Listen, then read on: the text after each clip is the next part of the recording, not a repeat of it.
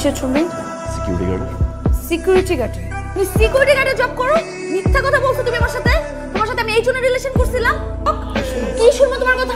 আমি তোমার একটা কথাও শুনতে চাই না। আজকে আমার ফ্রেন্ড আমাকে এই ছবি সেন্ড করে, সেই দিন আমার দেখতে হয় সবার সামনে আমি হাসির পাত্র হইলাম।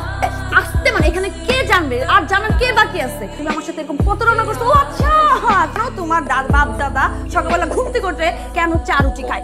ফকিন্নি, আমি তোমার চেহারা নেক্সট টাইম আর দেখতে চাই না। সিকিউরিটি গার্ড তুমি না বলছো তোমার ভাই চাকরি করে? ধরবা না তুমি আমাকে? নেক্সট টাইম কোনো যোগাযোগ করবো না। সিকিউরিটি গার্ড প্রতারক।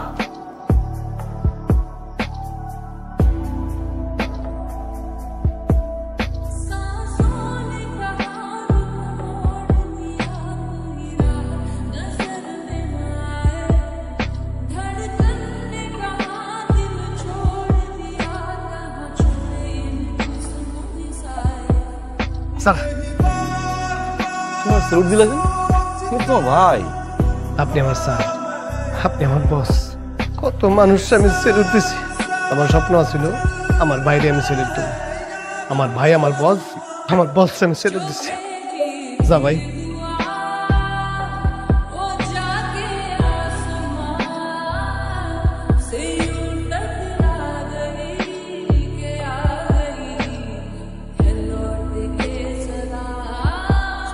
যেটা করে ফেল, হয়তো সংসারটা কর। আমি গিয়ে তোর বাড়িতে হামলা দিই। আমি কি আমার বিয়ের কথা বলতেছি? আমি তোমার বিয়ের কথা বলতেছি। যা হওয়ার হয়েছে, দাঁড়াইতে বলছি দাঁড়াইছি। আমি বিয়ে ঠিক করো। আমি তোর কইছি আমি বিয়ে করবো, তোর বিয়েটা দিই।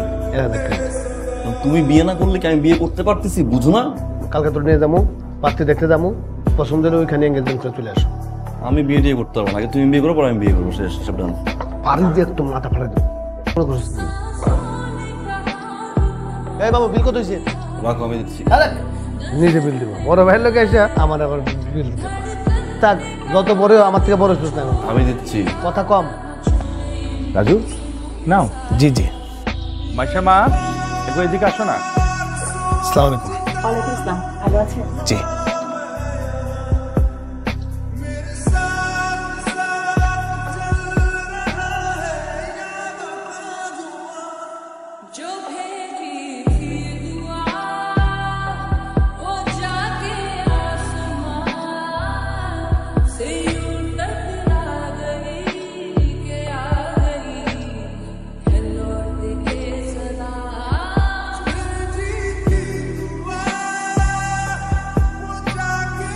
সরি, আমার আসলে ওইভাবে ব্রেকআপ করাটা উচিত হয়নি।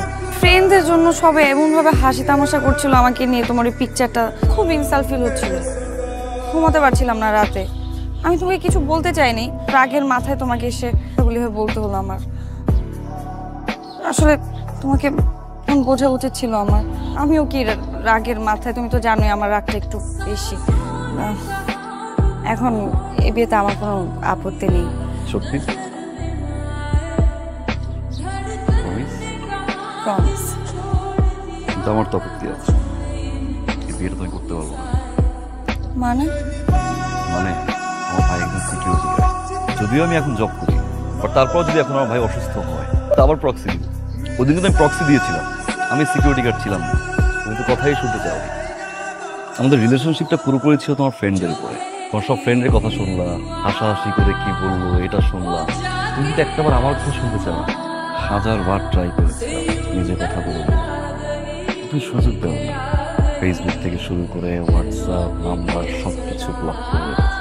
হয়তো আমিও বসছিলাম তাই না? যা খুশি তুমি বলে ব্রেকআপ করে ব্লক করে রেখেছি। আমার কথা কিন্তু শুনতে চাও না।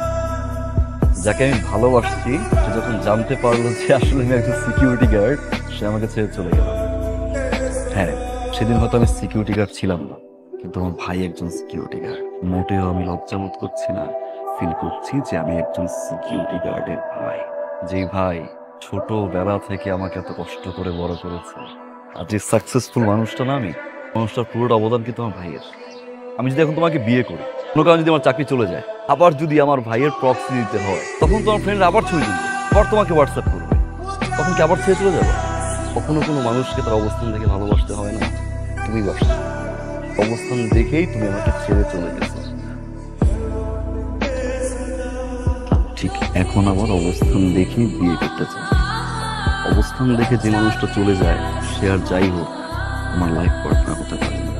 আমি তোমাকে ভালোবেসেছিলাম, সারা জীবন ভালোবেসে যাব, বাট যে আমাকে আমার ভাইয়ের সিকিউরিটি গার্ডের ড্রেসটাকে ছোট করে তাকে কখনো আমার লাইফ পার্টনার বানাতে পারবে।